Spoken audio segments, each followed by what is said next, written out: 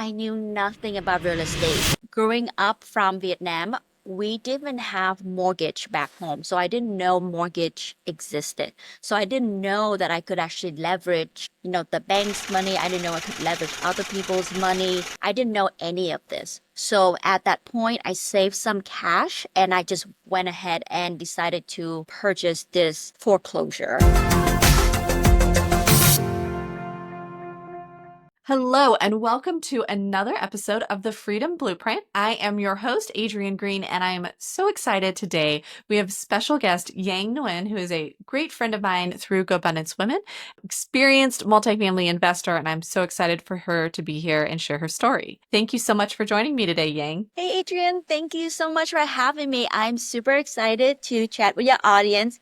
And I know you are in my home country right now in Vietnam. So I'm also super excited to share more with your audience, also just about my life growing up there and also my investing journey. And we can dive a lot into all those details. I grew up in Vietnam, where Adrienne is currently traveling there with her family. I came over to the US for college. I actually majored in biology and worked full-time as a scientist for almost 10 years. I started investing in real estate starting in 2015. And it was just a single family fix and flip. I stumbled into real estate investing completely accidentally. And then since then has built a portfolio that helped replace my income. So I actually left my W-2 about 2 years and a half ago, switching full-time to become a full-time real estate investor, adjusting with that journey. But I would love to chat more about how I built my portfolio while working full-time, what system and process, what I needed to put in place so I can do that and still be able to then eventually leave my W-2. I am so excited because your story is with so many people that I work with and like I did myself. So let's start at the beginning with kind of how you fell into real estate investing, what you were doing initially. And I'm guessing there wasn't a whole lot of systems or anything in place yet, and that's totally fine. But what did it look like at first? Oh my God. Yeah. Thank you so much for asking that. So when I first started real estate, I wouldn't even say it was real estate investing. When I first started,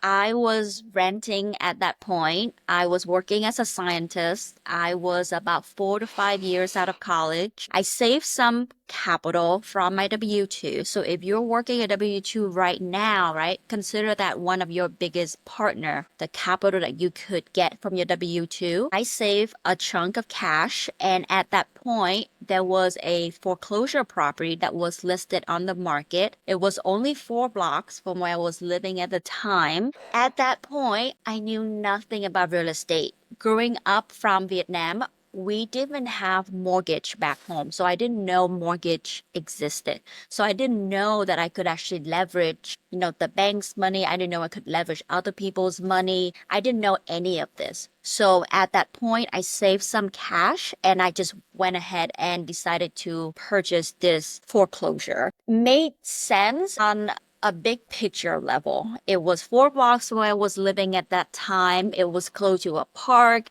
It was opposite from a school. So those big picture things make sense to me. I didn't know how to run numbers. I didn't know how to budget for construction.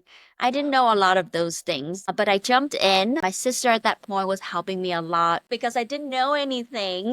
I wasn't scared of anything, to be honest. We had a 2-story tall tree that was growing into the foundation wall because this house was vacant for over 20 years. I didn't have Wow. electricity. I didn't have water. I didn't have HVAC.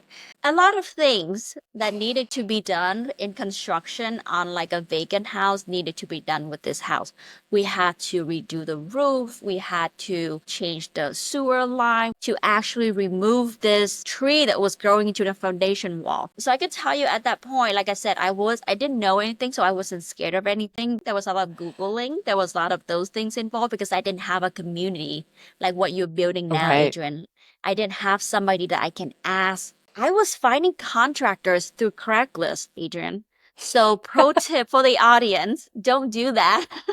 That's probably not a good place for you to find contractors. So I actually got, lost money because the contractor I found through Craigslist took my deposit and never started the work. So a lot of Uh-huh. lesson learned throughout that process. So what I would totally advise for if if you haven't started in real estate and you consider starting, definitely find a community, right? Find an experienced investor like Adrienne. You can find people who they can tell you that like, hey, this is what I would consider doing. This is how I would leverage my money. So definitely find a community and getting started through there. The second thing I would consider doing, right, is to just jump in, but then take that first step, right? You just heard my Right. story. I didn't know anything about real estate. I didn't know mortgage existed. But because I took that first step and then just figure things out as I go along, that actually was a great foundation for the next piece of my real estate investing. And then the third thing I would consider doing is definitely, even if you're starting out, consider leverage other people's experience, time, and money, because that would definitely help you grow so much quicker than how I got started in my journey. There's so much in that. And yet, what I'm dying to know is how did it end up going with this one house? Like, with all that Oh, yeah. craziness that you had to do, which, oh my goodness, by the way, that is not like normally I would say, oh, it's like jumping in the deep end. No, that's like you jumped into like a crocodile infested river Yeah. and had to swim upstream or something like that. So, but how did it end up? It was a great property as my first property for sure. We were able to then refi. I moved in there and I lived in there for a while as my primary home. Was able to actually refi and pull a lot of the cash that I had put in, a lot of the sweat equity that I had put in, and then use that capital to then propel myself to my next project. I also got to really learn about construction through that first primary home flip, even just one, even doing things myself, but also be able to learn more about what goes into, the construction in a rehab of a single family home that actually propelled me into this multifamily journey afterward. I also got to actually learn a lot even from there about real estate investing. I didn't know that financial freedom was possible for a lot of us, right, who got to, go to school, then get a good job. That seems to be the end of the formula there. I didn't know that it was possible to leverage the cash flow from a multifamily or single family to then replace my income. Right. And Adrian, to your point about how this is me jumping into like a crocodile infested water, we were replacing the basement floor at that point. And none of us know how to do anything with floating like cement, floating all this jazz. And this is when I say that when you jump into things, sometimes things just it can work out. When we order cement to actually pour our foundation floor, the driver of that cement truck was actually an experienced cement contractor. And so as he was seeing us doing like trying to figure these things on our own, he was like, let me help you guys. So then we actually ended up paying him for a contractor just for that one day help, but we get that foundation, that flooring in our basement pour. But this is what I was my point is you really want to take the action, and then you really want to be able to leverage other people's experience and time. But Adrienne, yeah, that was a great property that really helped me build equity. I still own it. It has now become a great rental in my portfolio, and it's really a great thing to help me learn this whole real estate journey to start. That is awesome. And what I love that you're sharing, Yang, that are really important for people to hear is first, like you said, just jump in, right? We can all have Yeah. analysis paralysis. And what I remember working with so many investors is like, they want that first one to be a home run, where it's like, you really just need to get on base, right? Even if it's a single or, hey, if it's a double, great. Do you think Babe Ruth hit a home run on his first time at bat? Probably not, right? We got to get in there and get those reps and learn along the way. And so much is going to happen when we do that. And that's what happened with you. So then what was next? What was the next step after that? Great question. So after my first single family, I definitely got bit by the real estate bug. This is when I start learning more from Bigger Pocket, learning more about multifamily investing, learning more about financial freedom, right? I read Rich Dad Poor Dad. I read the Cash Flow Quadrant. This is when I really start to learn the difference between being an employee, becoming a business owner, becoming an investor. and just the difference and what needed to be done in order for me to reach financial freedom. So from there, what I was really focusing on was cash flow. I knew that if I could get the cash flow from my real estate investing, it could replace my income and I would be able to reach financial freedom through that. So Mhm. from there, what I then focus on is multifamily. For me at that point, as I mentioned, my whole focus was cash flow. And I knew that I wasn't going to be able to do that with just single family long-term rental. So from Mhm. there, what I move on to is I move on to call it a duplex conversion project. So it was a single family that I specifically bought because of the zoning, that it was allowed me to convert that into a multifamily. So while it was priced as single family, I knew because I could convert it into a multifamily. So then Mhm. I move on to two duplex conversions. So similarly got converted to duplex. That helped me really grow some of the cash flow. I then actually took a pause for a while because I wanted to go to medical school. Oh my And this goodness. was a good sign track because as for a lot of people, right, who are in a W-2 right now, everyone is figuring things out, right? You don't know exactly where your path you want to go. So at that point, I was investing, but I wanted to go to medical school. And then my dad got quite sick and he was back home. So this was kind of that turning moment for me. I was at my W-2. I had actually quite a lot of flexibility in my W-2, which is why it was actually I could stay there for over almost 10 years. But when my Mhm. dad got sick back home, that was the moment I realized that like as much flexibility I could get as a W-2, that was no way I could leave it completely for a couple of months and be able to go back home and be with my dad when I wanted to. And that was a Mhm. wake up call for me. My parents are older than I really want to, admit. And I really wanted to spend a lot more time with them. And I knew Mhm. that I wouldn't be able to do that if I were to go to medical school and spend the next 10 years with, Right. a lot of school and rotation and all that stuff. So at that Mhm. point, I made a decision that I would really go all in into real estate investing. And because I really want that freedom to be there for my family when I want to spend the precious time I have left with my parents when I want Mhm. to. So from there, actually, it propelled me to focus on like, okay, what is it that can really help me get out of this W-2 as quickly as possible? And the answer for me at that moment was small commercial multifamily. So Mhm. you've heard that so far I've been investing in that 2 to 4 unit multifamily. I then Mhm. figure out that the 5 units and above was what could really help me with the cash flow to help replace my income. So then I stay laser focused into that asset class. And I actually replaced my W-2 within 6 months of switching to that Wow. asset class. And then actually leave my W-2 just shortly after I switch over. So it's so funny because this week, I've been working on this book for real estate investors, and this week I'm working on the chapter on your 5-year vision. And it's Mm. so powerful when you really laser focus in on this is what you want, how Mm-hmm. quickly you can make it happen, versus if you're not sure what you want, you do a little bit of everything and you don't really move the Yeah. needle on anything, right? That's So a that's a great point. great, great story about that. Thank you, Yeah. Yang. Of Wow. course. I love that you talk about that 5-year vision and really being laser focused. To your point, right? Sometimes it feels hard when you are pushing multiple boulder up a hill Hmm. versus if you're able to focus on one thing. To be honest, I didn't think that I would be able to do that within that 6 months. So my scale, to your point about that 5-year vision, right? That was my plan for the 5 year. I was gonna Right. buy a duplex here. And then what seems logical is like, okay, maybe next year I'll buy quad. And then maybe what's logical is maybe the year after that, right? And I'll buy 2 quads and then just continue to just grow from there. So sometime to the listener, like listening right now, what logical could possibly be holding you back? I think sometimes people Hmm.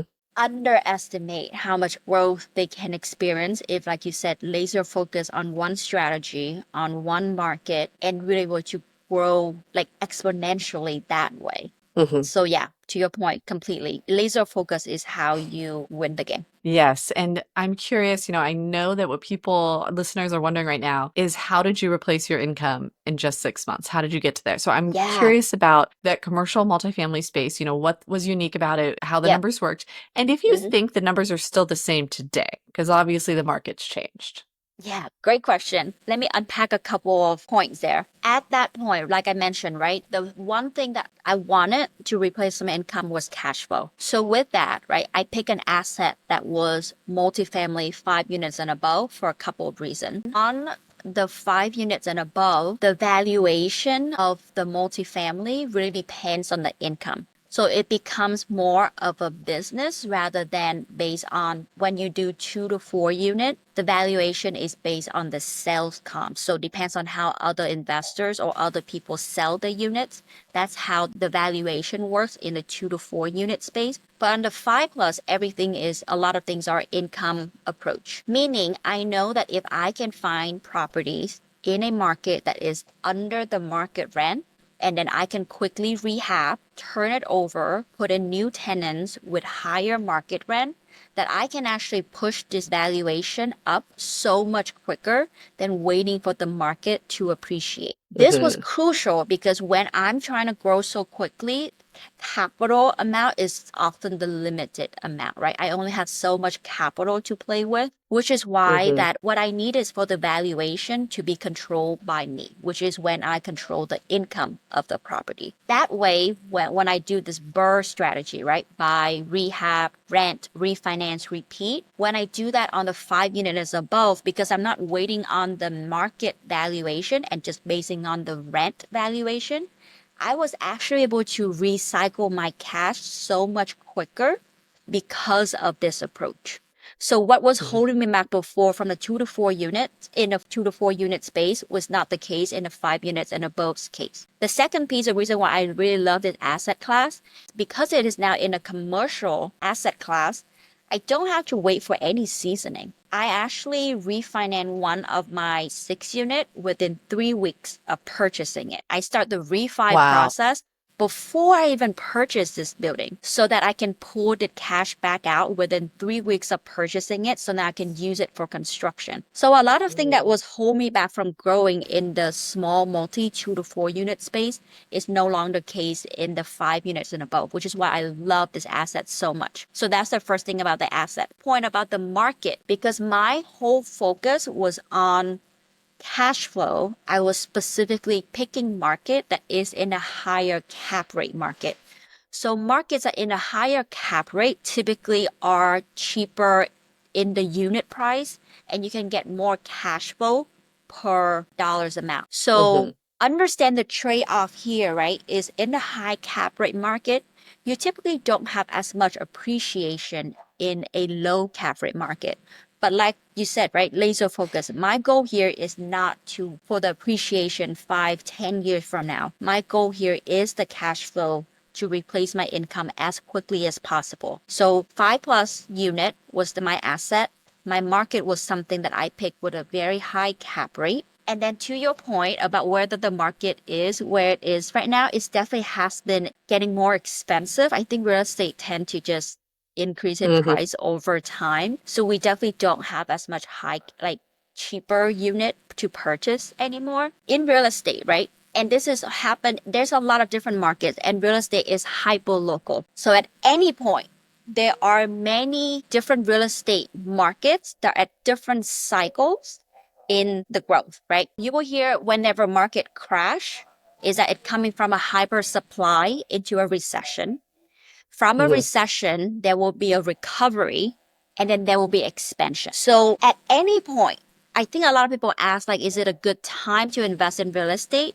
But the question that people often need to ask is that where should I be investing and in what asset class? Because different market will at different stage of this cycle. So because of that, even if you're thinking like, man, I cannot do it because I don't have a market that is in this place, I promise you there are markets out there that is in a phase that would allow you to buy for a cheaper price, get higher cash flow, and be able to replace your income that way. So I brought that price up, that point up just to tell you and listeners that you don't have to invest where you live. You can invest anywhere in the US. You can take advantage of the cycle that market is in. You can leverage your team. And that's how I was able to grow quickly. I did not invest where I live so that I was actually not the bottleneck in this whole thing. Investing in a new market, but struggling to find the right agent. I get it. And I've built a network of investor-friendly real estate agents who understand what you need. Skip the guesswork and connect with the right agent today at adriennegreen.com/expert agent network. And I have the link for you in the show notes. I love that. Another great long distance investing story. Now, if we fast forward, Yang, what is the strategy you're doing right now? Yeah, great question. So today, my bread and butter is still multifamily. I strongly believe in that asset class. I still believe that everybody still need a place to live. So I believe that doesn't matter how the economy is doing. I still believe that multifamily is one of those that is often a good hedge against inflation, that is often does well, whether it is in a recession or whether we're in a growth economy.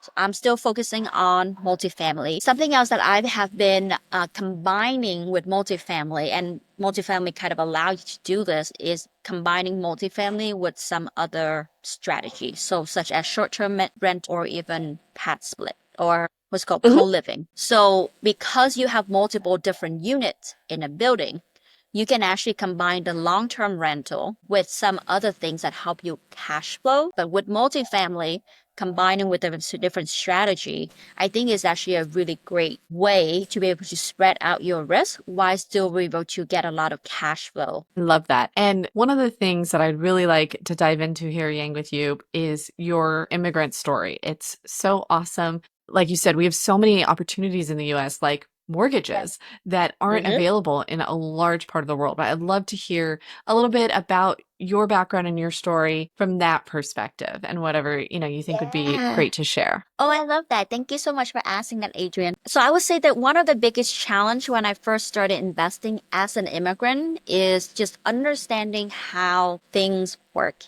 here. I didn't know mortgage exists. I didn't know you can borrow money. So in Vietnam, right, we don't have mortgage. We don't actually technically own a lot of any of this. Like a lot of this is considered like a lease, like a really long-term lease than actual like ownership. So I would say one of those things there that I have to like get over or just understand is that mindset piece, right? So I really have to be to understand like, okay, things work differently. It doesn't mean it's good or bad. And with that, I can actually be able to get out from a point of judgment and maybe even like imposter syndrome and not knowing like if I can do any of this and moving into the space of being curious, right? Being able to understand like, okay, if this is how things work, what can I do with it? So I say that was the first piece, like a mindset shift that I had to do in order to grow. I would say the second piece that I really had to grow on is the resilience, which I know a lot of immigrants already have. But when I started investing, I heard a lot of no. A lot of credit unions, right? The popular piece of advice is to go to a credit unions or local bank to borrow, money from there. Well, a lot of them actually don't lend money to immigrants. They don't lend money unless you are a permanent resident or you're a citizen. So I heard a lot of no. So here's one thing that I really want to say, right? No doesn't really mean you can't do it. When you hear no from this one person, it just means, okay, this is not the right fit. You can keep asking.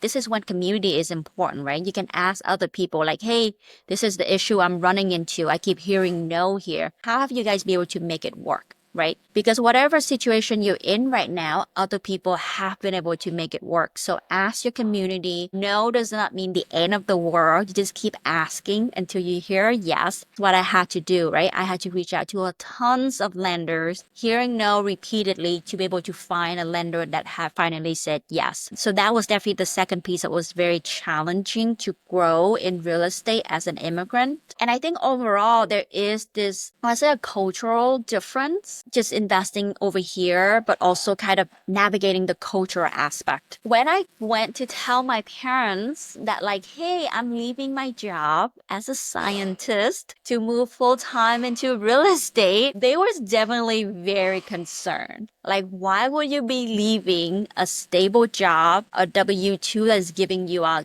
good, stable, high salary to move into something that like completely different and just you don't know what's going to happen. My parents were both teachers. They work all the way to their retire. So I think there's certainly a conversation there that is a cultural difference between like, hey, I'm doing this so I can actually spend more time with you and be able to actually travel, take you travel and be able to spend time with them on a weekly basis versus, be able to stuck behind a W-2. And this might apply to people who are in the US too. The cultural difference might just be if you are in an environment where not a lot of people in your family, in your friend circle are entrepreneur, are business owner, are real estate investors, right?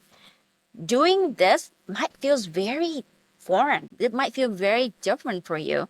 And this just means that you need to create a different environment where you see other people who are business owner, who are entrepreneur, who are real estate investors, who are doing things that you want to do. So now things don't feel foreign anymore. Things actually feel familiar and you can see what is possible. So whether you're an immigrant or not, and even if you feel like, I'm not sure if financial freedom is possible, this is when, listen to the podcast like what you're doing now. Like listen to these podcasts and seeing like, hey, this is what people are doing. This is absolutely possible. Just normal human being like you and me who are out there building the wealth and freedom, right? This is what really helps shift your mindset going from like thinking about it to actually doing it. So yeah, those are kind of the couple of things I learned from just building wealth journey as an immigrant. Yeah. And I know you're doing some work right now to help share other immigrant stories and to help other immigrants do real estate Yeah. investing. I'd love for you to share a little bit about that. Thanks for asking that, Adrienne. I am building a community to help immigrants build wealth in the US. Just exactly what I said. I think representation matters. I think just seeing is believing. So I really want to share these immigrant success story, share their growth and how they go from, leaving a country that they were familiar with, moving to a completely new country with new culture, learning about wealth building, and just hearing what they learned through that process. So yeah, it's going to be a podcast. It's going to be a community. And yeah, I'm just super excited to be able to share these amazing immigrant stories about them building wealth here in the US. If people want to reach out to you, if they're immigrants who either have built wealth and want to share their story or people who are looking for wisdom on that, what is the best way for people to reach you? Thanks so much for asking that. So I am on Instagram at that salsa investor, THAT salsa investor. And the background around that is that I am a competitive salsa dancer. So now that I left my W-2, I am training to become a professional salsa dancer while I am building wealth as a real estate investor. But yeah, feel free to reach out to me through Instagram. I would love to, share stories and just share more about what I'm doing with the immigrant community. Perfect. And that link will also be in the show notes just below. So go grab it there. Now, as we wrap up, Yang, we've got our final roundup questions. And so let's kick it off with the first one. What is a transformational system you've implemented in your business? A transformational system I implemented in my business. I probably would have to share two, if that's okay. Sure. First one is having a project management tool in place. We're all big people with big life. We all have 100 million projects, different things, whether we want to do it now or so I love having a place where I can park all these ideas in my head, all the to do, and that kind of linked well with my second things, which is real quick. Yeah. What is your favorite project management system? Which one do you use? Great question. I use something called Infinity. It's called Start Infinity. I started that simply because it was a lifetime deal. I'm a sucker for lifetime deal. So that's how I got started with using Infinity. For people who are wondering, it's probably very similar to Airtable. It's more of a database, task management, and project management. So I know there's a lot of different project management tools there, but for me, the database approach worked for how my brain works. Awesome. Yeah, so I love that one. And that one linked to my second kind of favorite system and process, which is working with virtual assistant. I had a virtual assistant that helped with a lot of the admin tasks. And that was really helpful to have a project management tool in place to communicate, to track. And so I don't think I could have grown to where I've grown without virtual assistant. And I know you have something that can help audience with that. So definitely leverage virtual assistant for sure. Do you have a go-to tool for managing operations? Do I have a go-to tool for managing operation in terms of like let's say if there's like a turnover type of thing? Tell me. Whatever the operations are in your business. It might just be that Infinity project management system, but if you had any kind of tool that really just helps you run the day to day. I definitely rely heavily on the project management tool. So the way I always Awesome. think about it is there's a project management tool, which I actually use as what I call also more like a knowledge management tool. So I like a tool that can function both as a task project management tool and a knowledge management base. So for me, both of those are combined in one place so that when my virtual assistant like, hey, how do I do this? Instead of trying to navigate between two things, they can go to the same place and understanding that that's where they can find what they need to do and how they're going to do it. Love that. And finally, what is a book that has been transformational in your investing journey? I love Who Not How. So it's a book talking essentially about, it's not really about learning what you need to learn, right? But kind of knowing who that can actually do this, who's an expert in this that you can leverage. So I really think that in order to grow, right? When I was growing so quickly, the reason why I grew so quickly was because I removed myself from being the bottleneck in my business. When I was growing locally, because things are local, it's super easy to just drive over there and kind of get in the way, checking things. But when you're investing further away, and in this case, actually only 2 hours from where I was living at that time, but I did have a car. So because of that, I was able to depend, or I had to actually depend completely on my property management company, on my construction team. So that's how I was able to grow so quickly while having a W-2, because I removed myself from the getting in the way. So Who Not How is Exactly. definitely a great book. I would say a bonus book along with that line is The Gap and the Gain.